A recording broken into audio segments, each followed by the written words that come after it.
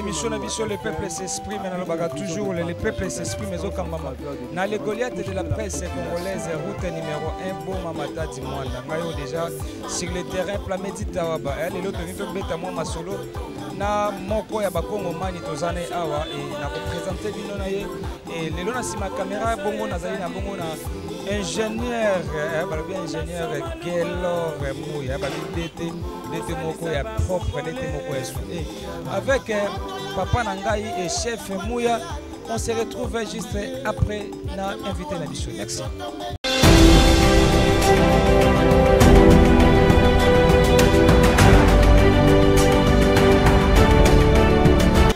Et ndenge na lobaki kaka lelo tozana invité na biso et nde bozomona kaka moto eza pembeni aza likolo nango tokoyeba nini ya salaka et utilité ya moto oyo eza awa na liboso na bino eza nini et o déjà nazopesa déjà mbote ndeko mbote monsieur le journaliste mbote na ba téléspectateurs nyonso surtout ya FM télévision nalingi oyebisa bandeko bazolanda yo et na bakonzi oyo bazolanda yo ainsi que na DG ya FM télévision notre papa Billy Malouwa Cléophas mona bengaka mutu nzambe nalingi bandeko bazolanda yo bayeba kombo nani. Merci beaucoup. Kombo nanga na biangami na kombo ya Emery Mpokama. Emery Mpokama nde kombo nanga. Concernant le président Malouwa, c'est une personne vraiment bien. On a évité combien na koyi ko témoigner ba gratuité na bolamo azali ko salate. Et ce n'est pas pour rien tout ça ko benga un président. Ils ont vraiment esengo makasi comme mona penza liboso a bilili boye pona opesa biso pe occasion biso ba motato mais ako s'exprimer. Les amoko ya ba point où ils ont marqué vraiment implication na kati ya ko aider bato baza faible na ndeni ya kokomisa bango fort bo baza na kati ya ba faiblesse ko rendre bango pe bato moko boya moto na société. Vraiment que Dieu bénisse vraiment le président Malouwa pour na ba bonne initiative wazali ko memela biso ba mota. D'accord. Et nalingi tobeta no moi lisolo ngai na yo et papa na moni yo déjà moto ezawa et oyebisa bandeko bazolanda yo moto na yo ezalaka uniquement pour na transport na yo moko personnel obima nango kosala mwa basha to moto na yo nde eza transport ya bandeko nyonso na yebite na lingi na lelo vraiment to solola yango na nuko to yebite to monaka lelo ba jeune ebele bazana ba moto na bango mais ezalaka ya bango moko misusu basala nango transport na ngi to solola no likambo wana ngai na yo nano. Bon moto eza moto nanga moko eza moto nanga moko na we koloba kaka na kati ya kubunda na bunda ndenge ya ba jeune moi to relater nyonso to ezate mais bref je peux dire que zalaka un certain jour le 3 novembre mokolo anniversaire nanga o nzamba fungolaka ba porte na ba jeu d'hasard tozali komona ba winner ba nini na mekaka kobeta winner et grâce à Dieu avec un 300 francs nazwaka mambo moko ezaka même pas million et nazwi mokano anga kosomba moto nakota na monde à transport et je me suis dit à travers la moto peut-être que lobby nawe kokoma pe moto ya ndo mwana grâce na moto na sombaka liboso na kobundanaka nde lelo nakomi o naza lelo et puis moto mei kosani ni kotangisa nga classe et moto ezosunga biso mingi eza kaka mpona nga moko te eza pe na bandeko ebele oyo tozomeka kosunga pe na kati ya pasi pe komeka koluka koremonte pe bafaiblesse wana à travers la moto. Et à travers ya moto na yo yango nde ezopermettre yo koleisa yo kobokolisa yo bana na ndaku e kotangisa yo pe aussi nalingi toyeba nanu tosolola nanu moke na likambo ya moto ba difficulté nino bokutanaka nango na nzela tant que oza chauffeur ya moto. Vraiment ba difficulté ça vraiment énorme ba difficulté ça vraiment makasi na nzela ba difficulté za makasi na nzela Donc so lobby o interroger 3 4 5 motards okoyoka que non toujours souffrir. Donc pas ces penza makasi na monde à moto et loko a liboso za tracasserie. Za tracasserie et l'autre toujours regretter mingi ezaka que nanzela ekomi policier azokanga moto soda FARDC akomi okanga moto donc agent transport azokanga moto eza kudutina ba unité mususu tozoyeba te nanzela okomona kaka moto akotika na kati ya cop oyo eza ya yete ba pire petit babendani kaka azani carte de service te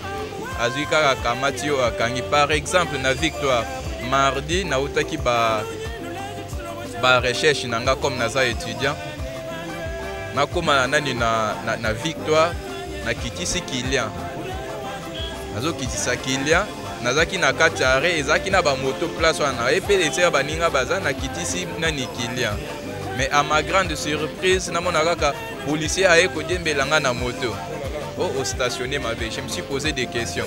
Donc esika nini toki ko banda ko stationner ba moto ba place ni eza idéal pour na biso bando telemaka parce que tout le monde ba eli biso ba système mosusu eza ba quittance ba jeton ozali komona oboye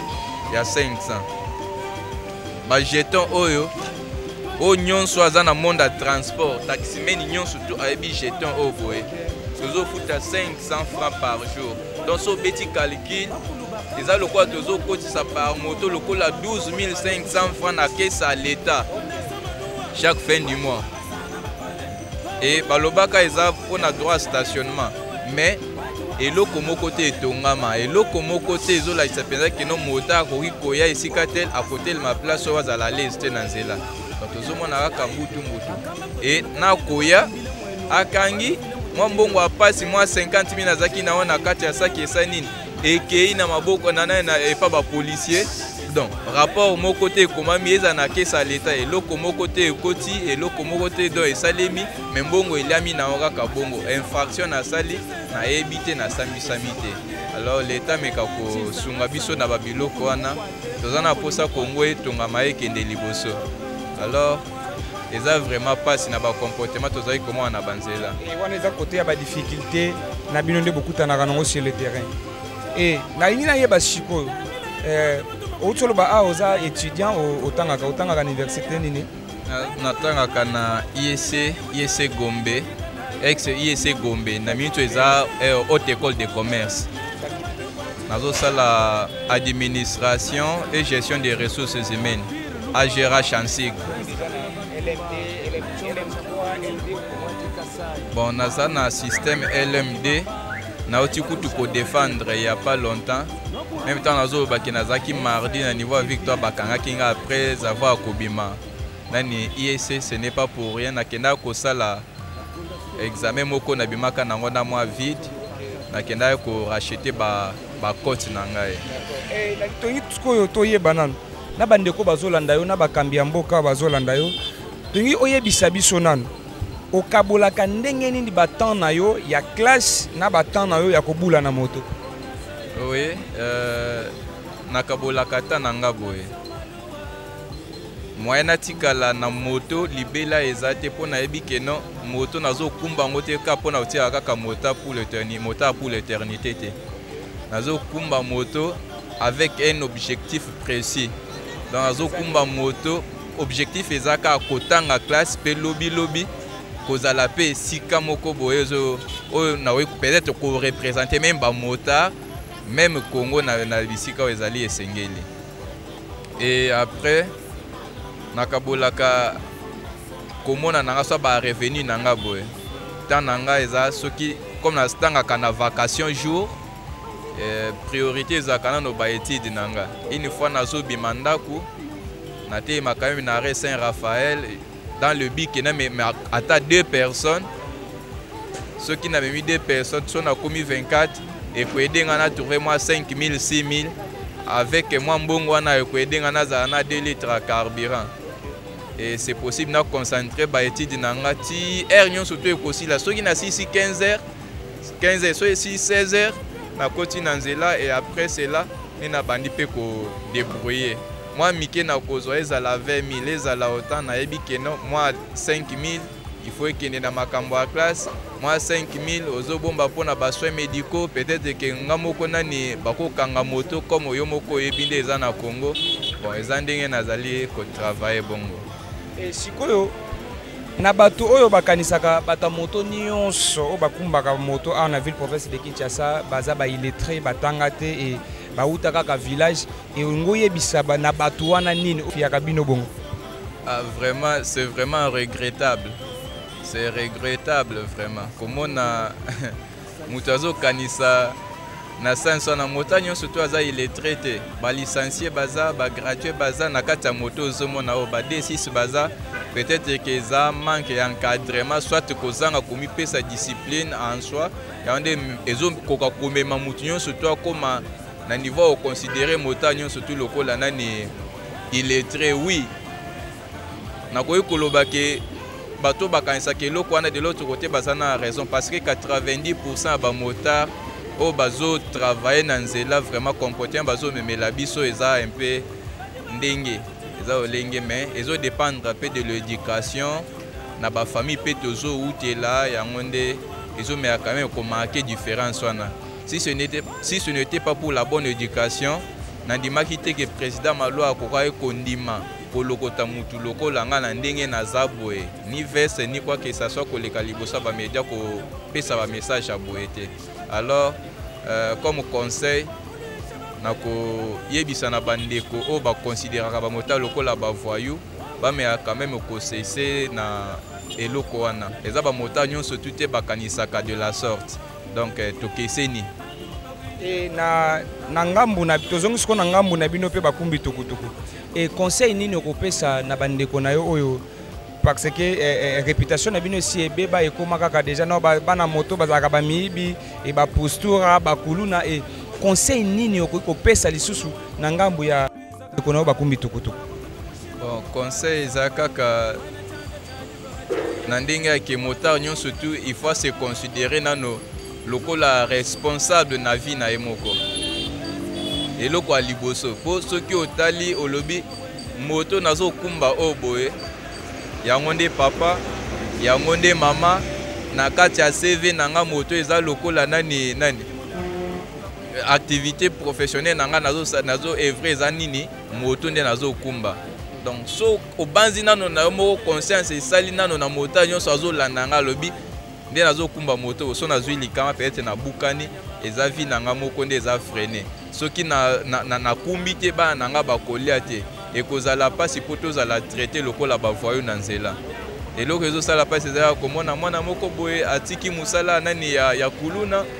azwi moto nayebi te soki banani mpe bapesaka bango bamoto wana nayebaka te par quelle magie azwi moto donc azosala n'importe comment kofingaka kobotolaka biloko ya bato donc biso nyonso tozala bavictime na babiloko wana osombi moto mardi et samedi bayibi donc eza pasi eza vraiment pasi nazosenga na bamotard nyonso surtout ya ville ya Kinshasa pe na Congo mobimba bo nyonso surtout bakozwa libako ya kolanda nani émission oyo base comporter na bato moko boye baresponsable ya vie na bango moko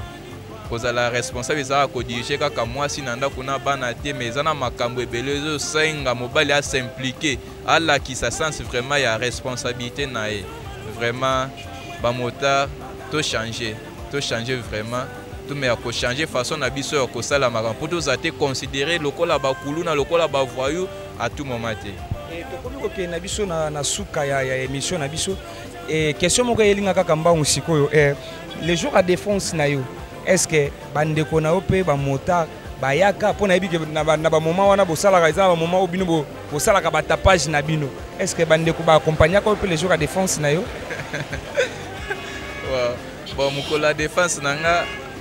nakendaka na bandeko nanga bamotard te nakendaka juste na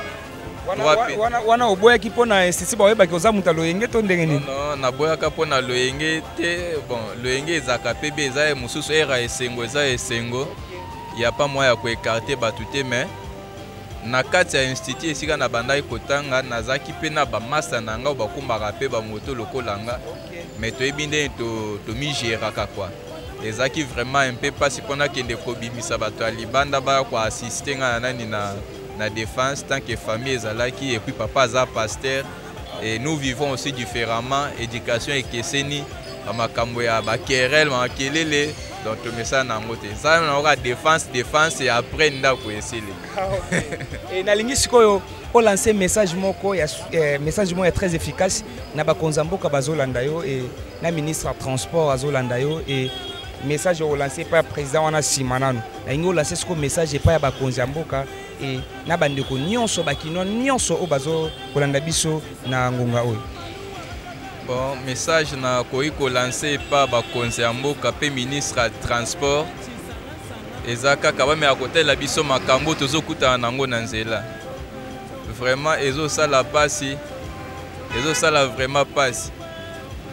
Il faut te mekape kozonga pe na droit na biso quoi. Attendez bazol ba que non motard aza voyou motard aza boye non. Il y a des fois les sociétés des hommes à rekomisa biso na ba stade nyonso na to. Alors ba meka ko aider biso. Toyebaka nini unité nini koyi kokanga moto agent nini akoyi kokanga moto nani akoyi kosamisa nani infraction ya moto et puis ekozala bien ceux qui ont interpellé ngana nani na problème tosenga na l'état a aider biso olia kofutaka bambongo wana ekendaka na bapoche ya bato c'est mieux bakotisa biso ata nani na système ya kokatilaka biso ata quittance ezala muke ezala 10 000 ezala 20 000 ole kende na poche ya moto ekenda ata na poche ya l'État et koede biso na kotonga banzela et koede na nani na kosunga pe bato baza na ba bonne idée ya koluka quand même moyen nini toyi ko développer système au makambo boyesila. Alors tolembi tracasserie na nzela et ondelo tozali kobela mbela eza vraiment makase pas ministre ya transport ate la biso makambo wana. Et na lingi ko o lancer message pas ya président le DG ya FM télévision au vision sur le message ko bengaye maître Billy Malou à Cléophas bakisele montudi bantu moto nzambe papa social papa go na lingi o lancer message moko et pas présent. Vraiment merci mingi na président Maloua. Merci na musalo azali kosala. Bon nzambe moko ayebi pourquoi atindae na sa mokili nzambe moko ayebi o azali kobongisa pona avenir ya nani ya ba jeune. Vraiment un grand merci pour le président Malo pour le soutien indéfectible o azali ko porter na biso ba motard bato toza un peu négligé moins considéré. Mais azo salaka de toutes les façons comme à remettre biso na place na biso pe kopé sa biso vraie valeur na biso. Vraiment c'est regrettable. Comme on a kaka donc kotala souci azanango eza pasi pona lobanyo so na kata liboso nani ya caméra mais nzambe apambola mingi président Malo pona ba bonne initiative azanango.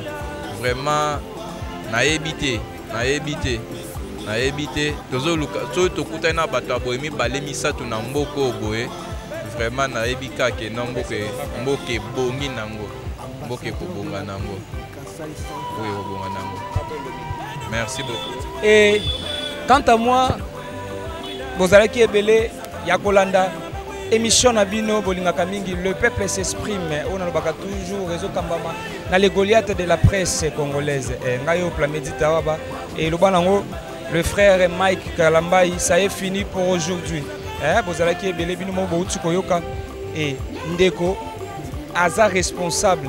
et ba chauffeur nyonso ya moto bomonaka awa na ville province de Kinshasa et baza ba il est traité et baza ba déléconté et ba misusu bazali ba responsable bazali batu oyo baza kotanga jusqu'à présent bino mo bouti komona ndeko azo continuer ba études universitaires na et quant à moi je vous dis merci na ebele bozalaki wana pona kolanda émission na bino le peuple s'exprime et merci na mon président maître Billy Malou à Cléophas mutudi bantu mutu nzambe papa social et papa gu papa oyo alingaka te bana balela papa oyo alingaka koyoka teke mutu kuna leli kuna boye salami alingaka loko wana te et merci na mon DT DT nanga moko alingaka makasi respect na yo papa Mouya babi respect et merci na bandeko nyonso ya FM télévision Et quant à moi, je vous dis à la prochaine.